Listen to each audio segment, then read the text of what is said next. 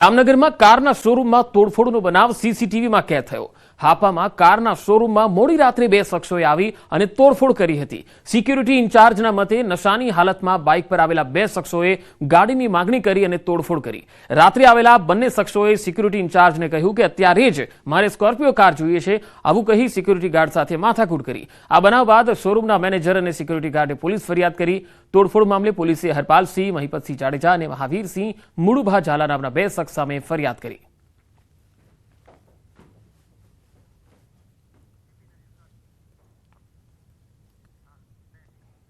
કચ્છમાં દરિયાઈ સીમામાં નશાનો કારોબાર, શંકાસ્પદ પદાર્થના 10 પેકેટ મળી આવ્યા। ખુઅડા ગામના દરિયા કિનારા વિસ્તારમાંથી આ પેકેટ મળ્યા છે। 1 કિલોના એવા 10 પેકેટ મળ્યા છે। કોઠારા પોલીસે પેકેટ કબજે કર્યા છે, કાયદેસરની કાર્યવાહી હાથ ધરી છે। દરિયાઈ સીમામાં નશાનો કારોબાર, જ્યાં શંકાસ્પદ પદાર્થના 10 જેટલા પેકેટ મળી આવ્યા છે। ખુઅડા ગામના દરિયા કિનારા વિસ્તારમાંથી મળ્યા છે। 1 કિલોના એવા 10 પેકેટ મળ્યા છે, જે શંકાસ્પદ પદાર્થ હોવાનું માલુમ પડ્યું છે, જેથી પોલીસે હાલ સમગ્ર મામલે આગળની કાર્યવાહી હાથ ધરી છે।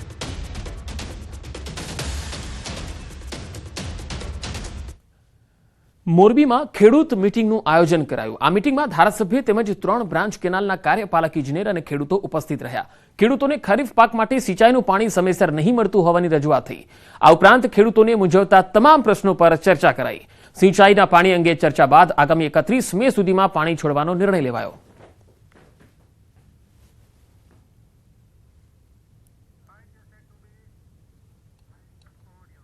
જે પ્રશ્ન આવ્યા 40 જેટલા હળવદ, મોરબી અને માળિયાના, એ 40 પ્રશ્નમાંથી લગભગ એકાદા મહિનામાં 30 તો હરવા થઈ જાય, 10-12 રહેશે એ નીતિ વિષય છે, તો એ કરી લેશે। 31 સર્વાનુમતે 31 મે થી આપણે પાણી ચાલુ કરવાનું 3 બ્રાન્ચમાં નક્કી કરેલું છે। ધાંગધ્રા બ્રાન્ચમાં અત્યારે પાણી ચાલુ છે પીવાના પાણી માટે, બ્રાહ્મણી 2 માટે, એ ત્યાર પછી આપણે થોડુંક એનું કામ કરવામાં આવશે। આજે અમે ધારાસભ્ય સૂચના આપ્યા મુજબ ગામોગામની એક કમિટી થશે અને તાલુકાની કમિટી થશે। એ મોનિટરિંગ કરી અને અધિકારીઓ સાથે હાજર રહેશે અને મહિનામાં જે કામગીરી બાકી હોય એની સત્વરે નિકાલ કરશે। અત્યારે કામ અમારે માળિયા બ્રાન્ચમાં નથી બહુ, જે માલવડ પાસે થોડુંક જ છે। અમારી કામ સારી છે, માળિયા તાલુકામાં તો 100% કામ થઈ ગયું હોય એમ, બાકી જે ધાંગધ્રા કેનાલ છે એના કોન્ટ્રાક્ટરને ચાલુ છે। મહેસાણાની કડી એપીએમસીમાંથી સરકારી અનાજનો જથ્થો ઝડપાયો। બાતમીના આધારે જય યોગેશ્વર ટ્રેડિંગ કંપનીમાં દરોડા પાડવામાં આવ્યા। મામલતદાર અને પુરવઠા વિભાગની ટીમે તપાસ કરી। ચોખા, ઘઉં અને છૂટક અનાજનો જથ્થો સીઝ કરાયો। 18,460 કિલો ચોખા, 13,375 કિલો ઘઉં અને 14,041 કિલો છૂટક અનાજનો જથ્થો સીઝ કરાયો। કુલ 11 લાખના અનાજનો મુદ્દામાલ સીઝ કરવામાં આવ્યો। કડીના એપીએમસી ખાતે એક સ્થાનિક બાતમીના આધારે સ્થાનિક મામલતદાર અને પુરવઠા ટીમ દ્વારા ત્યાં તપાસ કરવામાં આવી હતી। યોગેશ્વર ટ્રેડિંગ નામની એક કંપની ખાતે ચોખા, ઘઉં અને જથ્થો અમને મળેલો છે।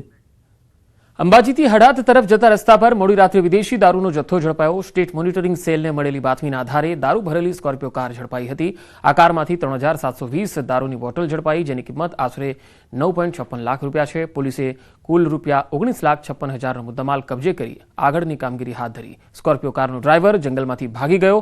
પોલીસે મુદ્દામાલ કબજે કરી અને ડ્રાઈવરની શોધખોળ હાથ ધરી। આ તરફ પોરબંદરના માધવપુરમાં ગેરકાયદેસર દબાણોને દૂર કરાયા। માધવપુરના વિકાસ માટે કરોડો રૂપિયાની ફાળવણી સરકાર કરી રહી છે, ત્યારે વિકાસ કાર્યો વચ્ચે જે વર્ષોથી ગેરકાયદેસર દબાણો છે તેને પણ તંત્ર દ્વારા દૂર કરવાની કામગીરી હાથ ધરાઈ। માધવપુરના મોટા જાપા વિસ્તારમાં ગેરકાયદેસર 3,036 જેટલી દુકાનો અને કેબિનો પર બુલડોઝર ફેરવવામાં આવ્યું। પોરબંદર તાલુકા વિકાસ અધિકારીની હાજરીમાં પોલીસ બંદોબસ્ત વચ્ચે ડેમોલિશનની કામગીરી હાથ ધરાઈ। સુરેન્દ્રનગરના દૂધરેજ નર્મદા કેનાલ પર બનાવેલ ગેરકાયદેસર હોટલ તંત્ર દ્વારા તોડી પાડવામાં આવી છે। 5 વર્ષથી ગેરકાયદેસર રીતે હોટલ ચાલી રહી હતી। નોટિસ આપવા છતાં કામ ચાલુ રાખ્યું હતું। પોલીસ મામલતદારની હાજરીમાં તંત્ર દ્વારા આ કાર્યવાહી કરવામાં આવી।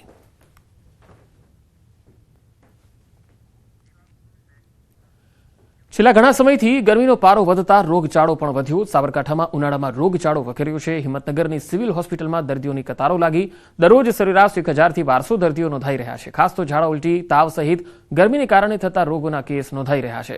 જોકે વધતા દર્દીઓ સામે હોસ્પિટલ તંત્ર પણ સજ્જ બન્યું છે।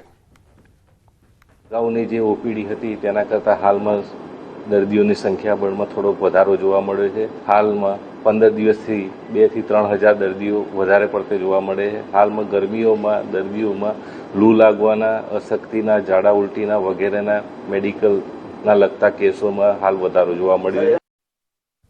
આણંદ જિલ્લામાં આરોગ્ય વિભાગ દ્વારા હાલ ઉનાળામાં હીટવેવથી બચવા લોકોએ શું કરવું તે અંગે માર્ગદર્શન આપવામાં આવી રહ્યું છે. આણંદ જિલ્લામાં આરોગ્ય વિભાગ દ્વારા નિઃશુલ્ક ORS પાવડરનું વિતરણ કરવામાં આવ્યું છે. તો આણંદ જિલ્લામાં ORS પાવડરનું નિઃશુલ્ક વિતરણ કરવામાં આવ્યું. આરોગ્ય વિભાગની ટીમ હીટવેવથી બચવા માટે લોકોને માર્ગદર્શન આપી રહી છે. ખાસ કરીને બપોરના સમયમાં બહાર નીકળવાનું ટાળવું અને જે વડીલો છે, સિનિયર સિટીઝનો છે, તેમને શું તકેદારી રાખવી તે પણ સમજ અપાઈ. ઉનાળાની આ કાળઝાળ ગરમીથી રાહત મળે તે માટે અમદાવાદમાં અનોખો સેવા કાર્ય શરૂ કરાયો. શહેરના જોધપુર વિસ્તારમાં શેરડીના રસનું નિઃશુલ્ક વિતરણ કરવામાં આવ્યું. અહીં દરરોજ 1000થી વધુ લોકો શેરડીના રસનું સેવન કરે છે. સવારે 9 વાગ્યાથી સાંજના 5 વાગ્યા સુધી આપવામાં આવે છે શેરડીનો રસ. ગરમીમાં લોકો ડિહાઇડ્રેશનથી બચે તે માટે નવકાર ટ્રસ્ટ દ્વારા અનોખો અભિગમ અપનાવવામાં આવ્યો. ગરમીનો પારો આસમાને છે ત્યારે ગરમીથી બચવા આ લોકો અવનવી સેવા કરતા હોય છે. ક્યાંક છાશનું વિતરણ થતું હોય છે તો ક્યાંક પાણીની પરબ બંધાવવામાં આવતી હોય છે, પરંતુ એક અનોખી પરબ જે છે તે જોવા મળી રહી છે, એટલે કે શેરડીના રસની આ પરબ તમે જોઈ રહ્યા છો કે અમદાવાદના આ જોધપુર વિસ્તારની અંદર આવેલી છે અને ત્યાં લોકો જે પોતાની જાતે જેટલો શેરડીનો રસનું સેવન કરવું હોય તેટલા રસનું સેવન કરી શકે તે પ્રકારની વ્યવસ્થા જે છે તે કરવામાં આવી છે. સતત અહીંયા શેરડીનો રસ જે છે તે કાઢવામાં આવે છે અને આ સેવા જે છે તે નિઃશુલ્કપણે આપવામાં આવી છે અને લોકો પણ હોંશે હોંશે શેરડીના રસનું સેવન જે કરતા નજરે પડી રહ્યા છે. અખાત્રીજના દિવસે 10,000 લોકોએ શેરડીના રસનું પાન કર્યું હતું. સવારે 4 વાગ્યાથી તો સાંજે 7 વાગ્યા સુધી સતત ને સતત આ ચાલુ જ હતું અને ઓર્ગેનિક રીતે કશું જ અંદર નહીં બરફ, નહીં લીંબુ, નહીં આદુ, નહીં ફુદીલો, ઓરિજિનલ રસ કાઢીને બધાને પાવામાં આવ્યો હતો. એટલે અમે બી એવું વિચાર્યું કે આટલી ધગધગતી ગરમીમાં જે શ્રી મહાવીર સ્વામીના પારણાથી શરૂઆત કરી અખાત્રીજથી, તો અખાત્રીજે અમે 10,000 વ્યક્તિઓને અમે અહીંયા રસ પીવડાવી અને રસ પાન કરાયું હતું અને દરરોજ 1 ટન શેરડી અમારી જાય છે, 1000 કિલો. લોકો હોંશે હોંશે શેરડીના રસનું પાન કરી રહ્યા છે.